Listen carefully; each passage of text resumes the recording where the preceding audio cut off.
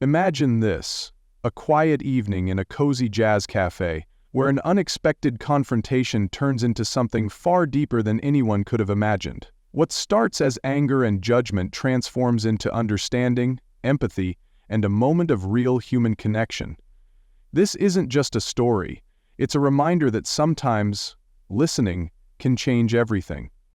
The neon lights flickered against the rain-slicked streets of New Orleans, casting a golden hue over the quiet hum of the city.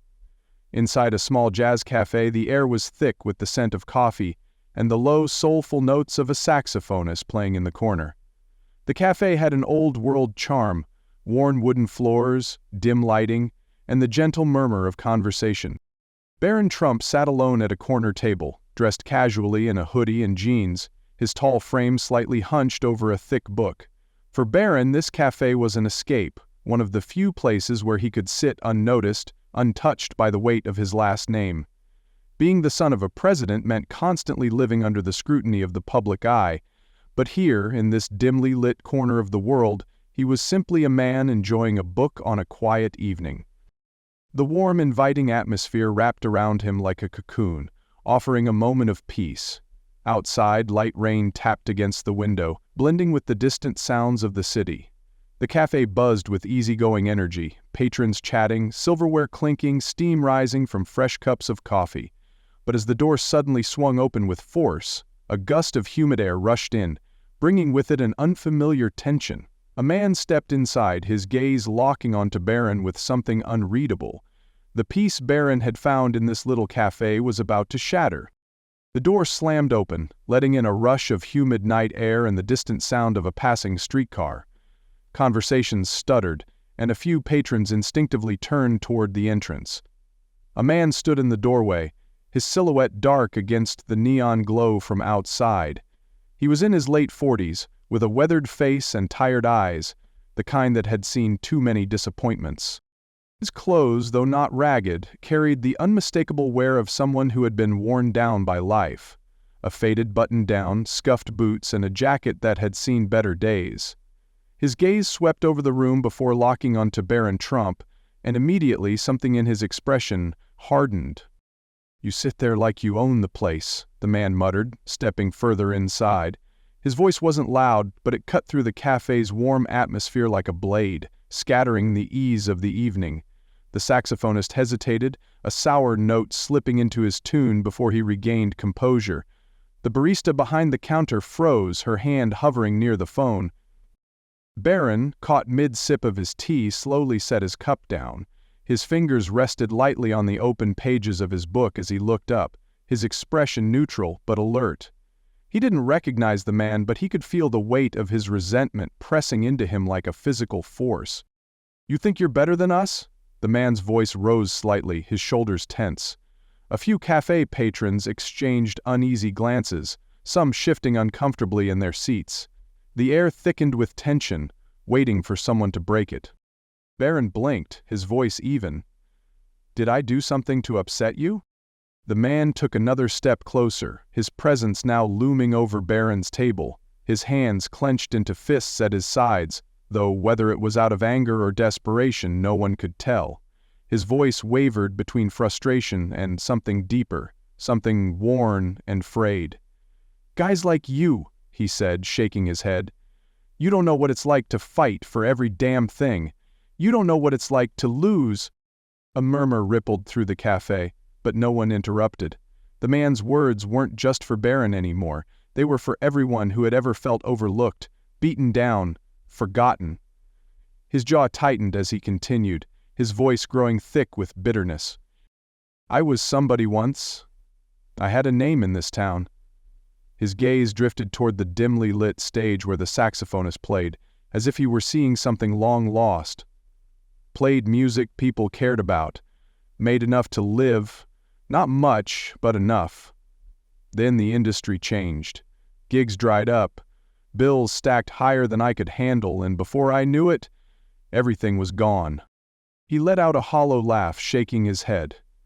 "You ever watch your world slip through your fingers while people like you sit back and never have to worry about a damn thing?" His eyes flicked back to Barron, sharp and accusing. I bet you've never had to wonder where your next meal is coming from. Bet you've never had to swallow your pride just to survive." Barron remained still. He didn't react, didn't shrink away or try to defend himself. Instead, he simply listened. The man's voice cracked slightly as he continued, his anger now tangled with exhaustion. "My wife, she couldn't do it anymore. Said she didn't marry a failure. She took the kids and left. Said she needed stability. Said she needed more." He exhaled sharply, rubbing a hand over his face as if trying to steady himself. The cafe had gone completely still. Even the barista behind the counter had abandoned her pretense of wiping glasses, her gaze locked on the unfolding confrontation. The man's eyes burned with unspoken pain as he stared down at Barron. "And then I walk in here, and I see you, sitting there, like life's never touched you, and I just—" He stopped himself, swallowing hard. The weight of his words hung in the air, heavy and suffocating. The tension in the cafe was almost unbearable. Everyone was waiting for an argument, for Barron to get defensive, for things to escalate. But what Barron did next caught everyone off guard. He gestured to the empty chair across from him. "Sit," Barron said, his voice calm. "Tell me about it." The man blinked, his anger faltering for just a second. He hadn't expected that. He had expected dismissal, arrogance, maybe even security to be called. But an invitation? That was something different. He let out a sharp, humorless laugh. "Sit? Why the hell would I sit with you?" He eyed Barron with skepticism, looking for mockery, for condescension. He found none. "Because I want to hear your story," Barron said simply. His tone was steady, measured, unshaken. A murmur of whispers fluttered through the cafe. Even the saxophonist on stage had stopped playing, his fingers still resting on the brass keys, his eyes watching the interaction with quiet curiosity. The man stared at Barron for a long moment, his fists clenching and unclenching at his sides. His pride battled his curiosity. He could walk away. He could keep his anger burning and storm out, convinced that nothing had changed. Or he could sit. The hesitation stretched for what felt like an eternity. Then, with a rough exhale, he grabbed the back of the chair and pulled it out, the legs scraping against the wooden floor. He dropped into it, arms crossed over his chest, still wary, still defensive. "Fine," he muttered, narrowing his eyes, "but don't think for a second I owe you anything." Barron leaned forward slightly, resting his elbows on the table. "You don't owe me anything," he agreed.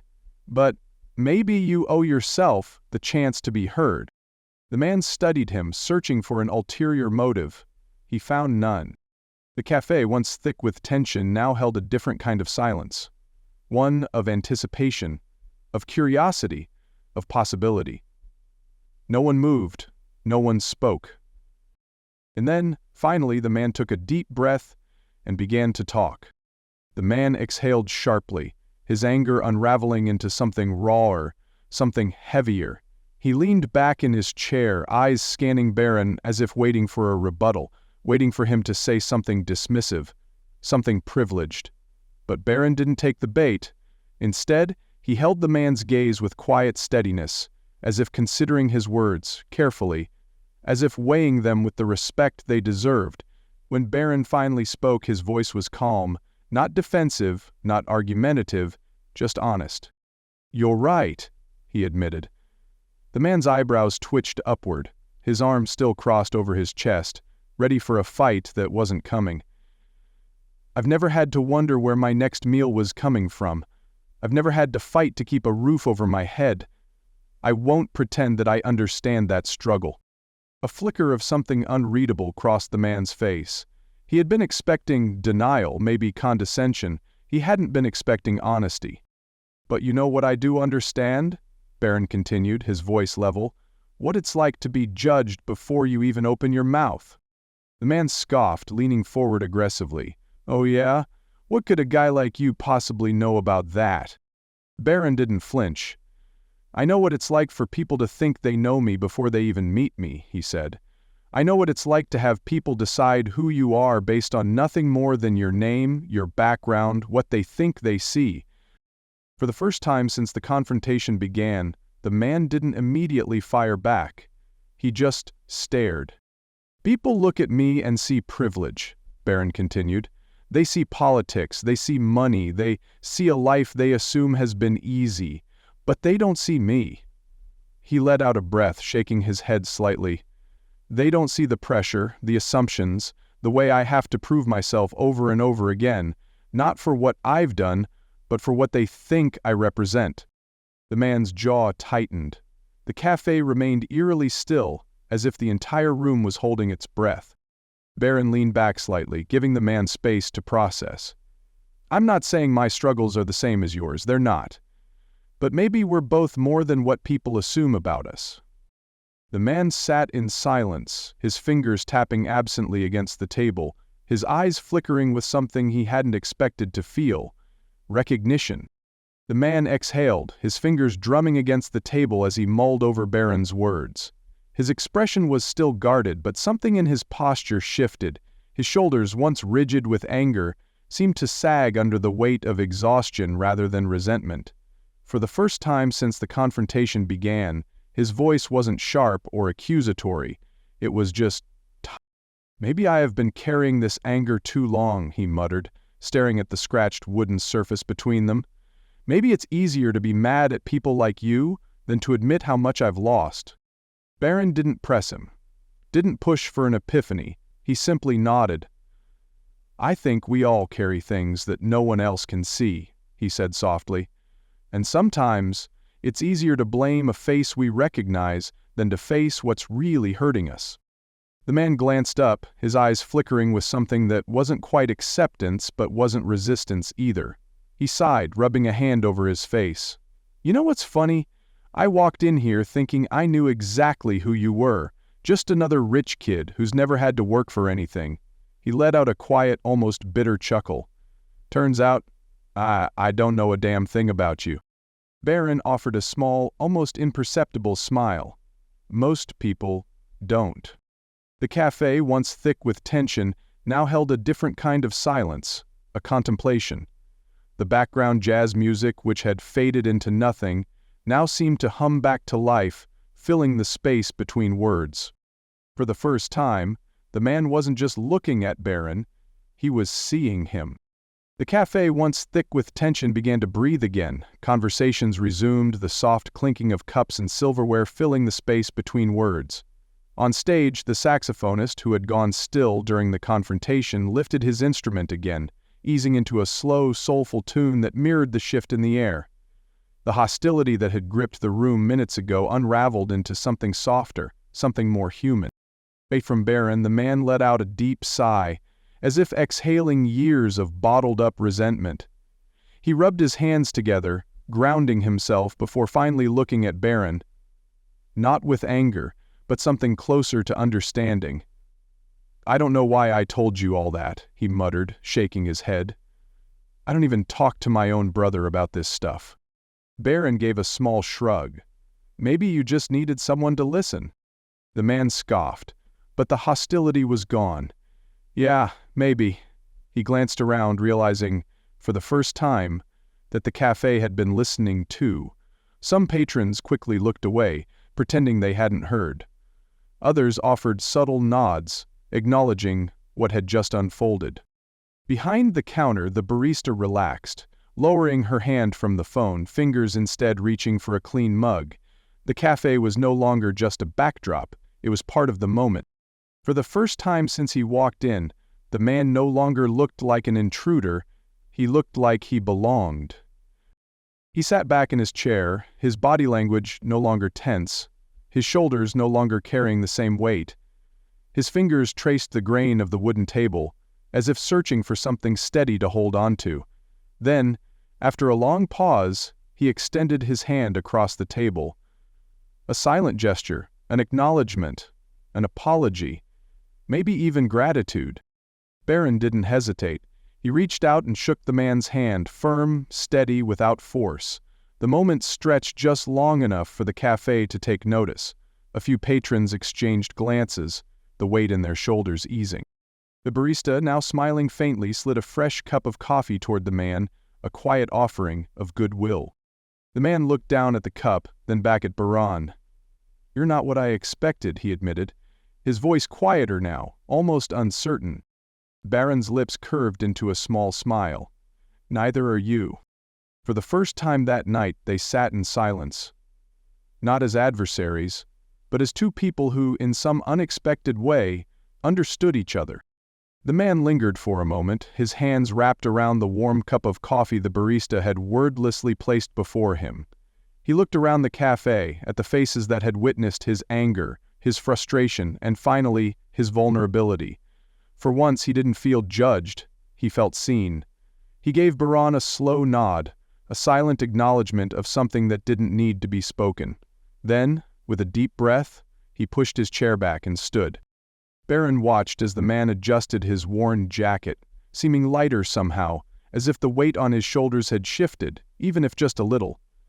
At the door he hesitated, turning back one last time. "Hey," he called, his voice gruff but lacking its earlier edge. "Thanks for listening." Barron nodded, his response simple but sincere. "Anytime." The door swung shut behind the man, and the cafe seemed to exhale collectively. Conversations resumed, but there was something different in the air now. A shared understanding, a reminder that sometimes people just need to be heard. As Barron picked up his book again, a woman from a nearby table approached him. "That was something special," she said softly.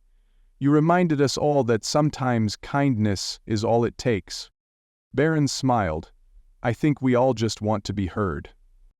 The story delivers a profound lesson about the power of empathy and the consequences of assumptions. It highlights how we often judge others based on surface-level perceptions, assuming we know their struggles, their privileges, or their shortcomings. The man, filled with resentment, enters the cafe believing Barron represents everything wrong with the world: wealth, ease, and a life free of hardship. But through conversation, he realizes that pain and judgment exist on both sides, just in different ways. Barron, rather than responding with defensiveness or entitlement, chooses to listen rather than argue, showing that understanding begins with patience. His calm demeanor challenges the man's expectations, forcing him to question his own misplaced anger. In return, Barron also learns that sometimes people lash out not because of who we are, but because of the burdens they carry.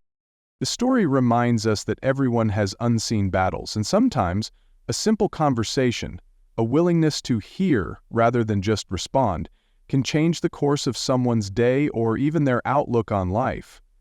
Compassion breaks down walls, and when we stop seeing each other as enemies and start recognizing shared humanity, we create moments of healing, connection, and unexpected change.